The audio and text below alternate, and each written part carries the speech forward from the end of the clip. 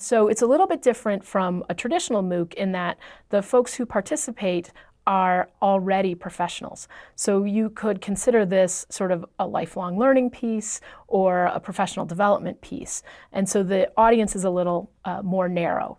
My focus is on making sure that we sort of teach teachers how to teach. And so I look at the educational theory, and then I sort of delve into the different spaces that you might sort of teach. The different sort of clinical aspects, the knowledge aspects, how do you assess learners, sort of broad strokes so that anybody in a health profession can use the information.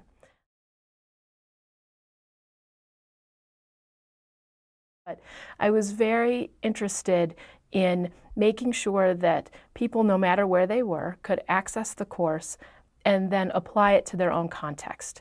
So I purposefully stayed at a sort of higher level in terms of educational theory, and then brought it down a little more narrow to, okay, what do we do in terms of teaching clinical applications, or how do we create test questions? How do you teach people one-on-one? That kind of thing. So I really wanted to keep it generic and applicable and accessible.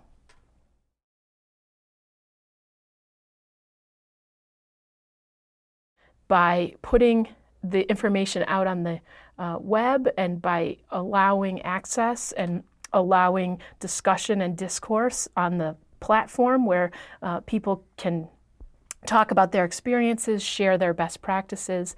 I thought that it would basically break down the walls of a classroom. Also temporally, right? Because the course is asynchronous, meaning that people can engage at their own times and at their own time zones, but then leave information to help inform the conversation. And so the sort of edu-geek in me, right, thought that that was really cool to just bust down the walls of a classroom.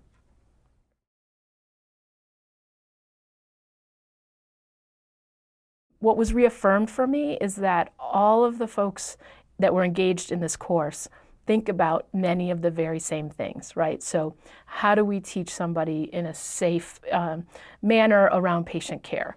What sort of things do we think about when we're constructing curriculum? How do we assess? How do we know that the students know what they know? And the other thing that impressed me was just how generous the students were. Number one, with one another, but also, it's a really humbling experience to sort of put yourself out there and then get feedback from others that the way you organize the material helped them and made sense for them. And so that was a gift that I didn't expect.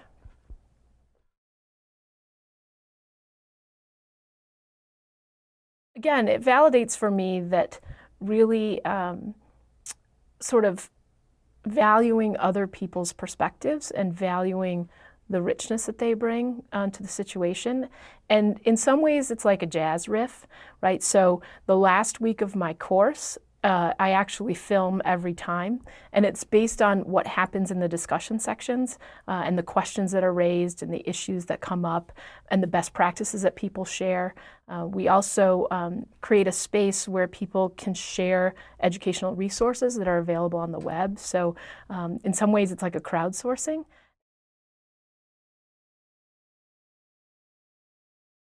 What's different is that, number one, you have to make sure that your sequencing makes sense. And the other piece that's a little difficult is you don't have that sort of real-time dialogue, right? So I can't sort of read the crowd when I'm talking. I can't get feedback or sort of pause for clarifying questions. The other thing that's really important to think about is sort of time zone differences, cultural differences, language issues, just really things that you don't have to think about when you're sort of in a real-time classroom.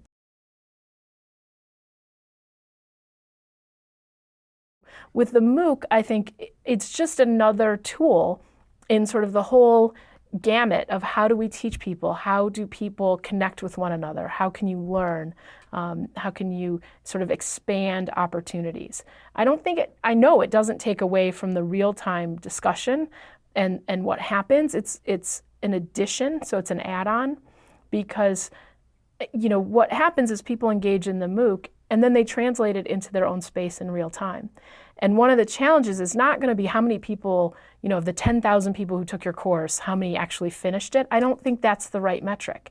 I think it's what happens with the folks who engage in the MOOC.